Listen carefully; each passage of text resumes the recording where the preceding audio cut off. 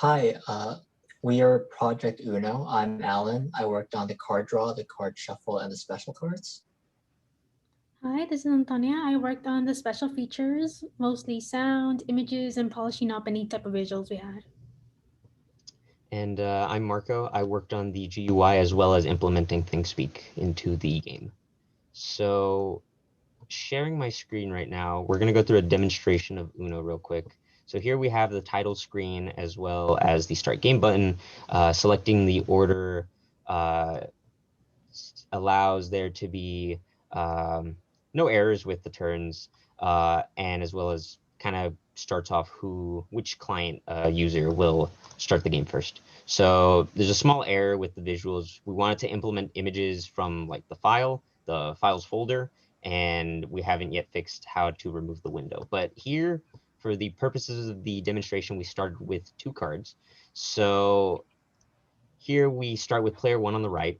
We start with a card in the middle that represents the card that both players will be working with, and a representation of the first player's card, the ones that they select, and a small visual that doesn't really quite do anything to represent the second player in this case, as well as a place card button that allows you to place down a card of your choosing, as long as it matches the color or number value of the card on the pile, as well as a draw card feature that allows you to skip your turn to pick a card in case you don't have any. So sound was implemented here. If you pick a card that does not match the middle, there will be a visual implication as well as a sound. So placing a red card does not work, have to pick another one.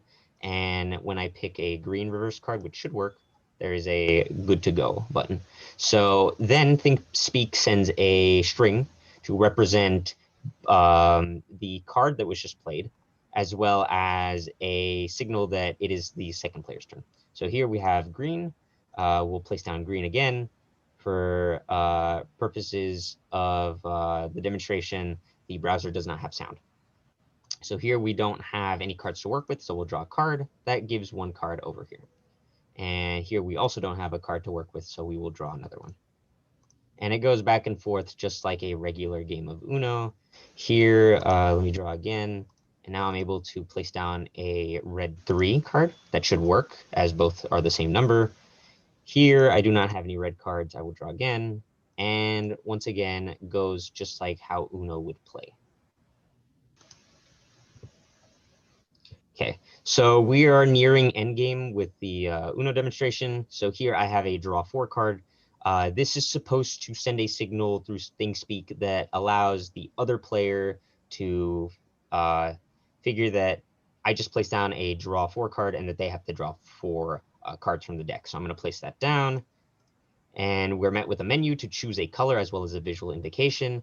I can pick any of these colors as the draw 4 card would typically work in an Uno game. I'll pick blue because I need that to win. There's a visual implication, works. And there is a small error with the implementation of the draw 4. Usually during the second time a draw 2 or 4 card is placed down, it works, but it's supposed to add to the list here, right underneath where it says, blue draw 2 right here, and it should give the player more cards. So I'm just going to draw a card again for the sake of this, and I'm going to place down a blue 1 card to finish the game. I am left with an empty deck, and as well as a button that says you win. Now what? This is the winning condition.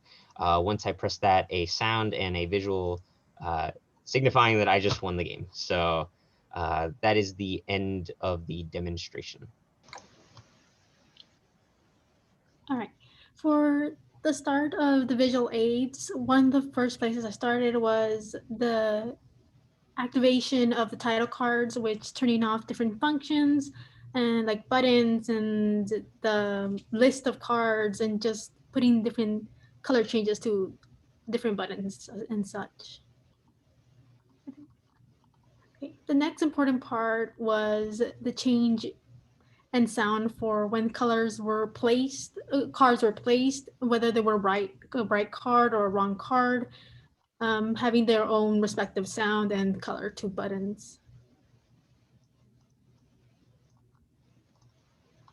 And another place that it was very important was the ending title card, in which it would recognize the victory, would create a sound, turn off a bunch of stuff that were no longer necessary, and put in audio to emphasize that there was a victory done.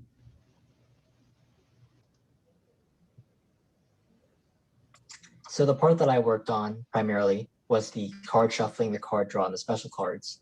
So for the shuffling the deck, what I did was I actually took a Excel file, kind of like we did in the previous project or mini project, and I put in all the cards along with the colors and the numbers. Special numbers got special numbers that you wouldn't normally see. And so what it does is it takes this and puts it into MATLAB, and it actually shuffles around permutation and then assigns that to the cards rather than just shuffling around permutation of the card itself, because I wanted to replicate realistic shuffling a little bit more accurately. And so after that, I did the card draw. And so the card draw and the card deal, the way it kind of works, to make it simple, is that it adds the cards to a variable that we have for an output we call hand. In this case, it's the player hand, obviously. And so what I'll do is I'll add that last card, or the first card, to the hand, and then I'll actually remove it, as you can see at the end of that small function, from the pile or from the deck. So the deck actually subtracts a card while the hand adds a card, so you don't have any duplicates or leftovers. And so what we did to actually take this code that's in a separate .m file and introduce it into the main applications that we use dot notation. And so the dot notation allows us, you can see some of it here, to actually bring it into our program as long as it's in the same folder. And finally, I worked on the special cards. Me and Marco worked on them as well, or together. And so what we have is not entirely finished, so we couldn't quite get to everything that we wanted to. Their verse cards don't do anything, which is fine, because in a two-player game, they don't do anything anyways. They're just kind of a basic card that you can just drop for free. And the skip turn function, we didn't really get to work either, unfortunately. So that's the only other one that's not really finished. The draw 2, draw 4, pick a color, those, as you've seen, all work pretty solidly. I did a lot of the initial work, like the buttons that you see pop up, as well as programming in some of the basic things about how to actually do the card or the draw functions, but Marco can take over the rest of that.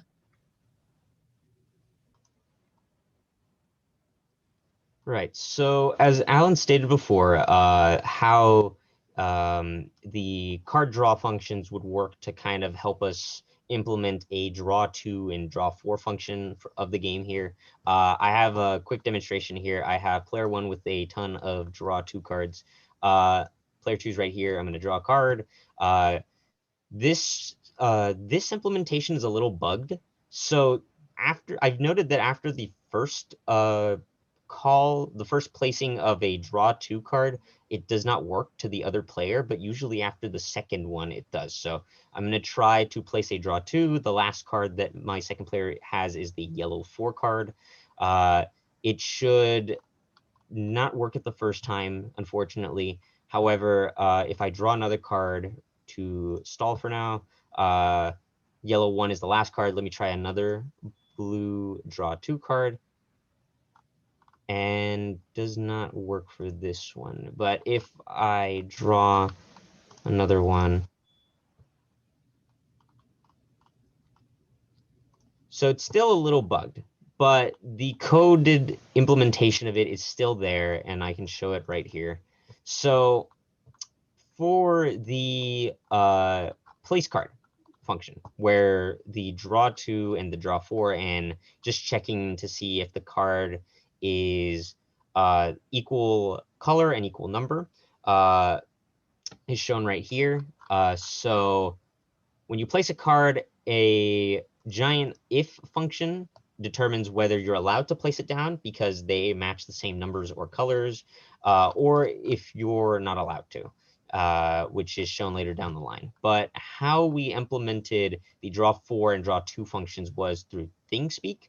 So ThingSpeak would send over a string representing the card that was just placed, a number representing the player turn, as well as a a string that represents how many cards you would need to draw. So here I have draw 2.